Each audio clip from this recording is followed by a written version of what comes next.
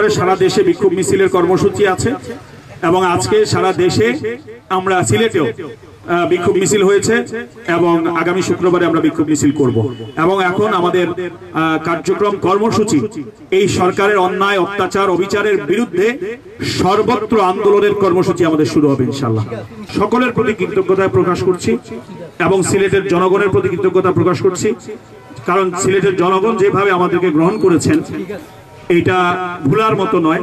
আমি সকলের প্রতি কৃতজ্ঞতা প্রকাশ করছি এবং আগামীর ভালো কিছুর জন্য আজকে আমাদের এই সিদ্ধান্ত, আমাদের এই ঘোষণা।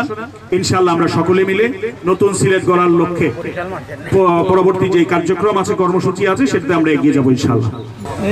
اللهم آمين. ربنا ظلمنا أنفسنا وإن لم تغفر لنا وترحمنا لنكونن من الخاسرين. ربنا فاغفر لنا ذنوبنا وكفر عنا سيئاتنا وتوفنا مع الأبرار. আল্লাহ ইয়া আরহামার রাহিমিন, মাবুদ গো আমরা ভালো কিছুর উদ্দেশ্যে আমরা এখানে বসছি। আল্লাহ ইয়া আরহামার রাহিমিন, আমাদের সিদ্ধান্তকে আপনি কবুল আর মঞ্জুর ফরমান।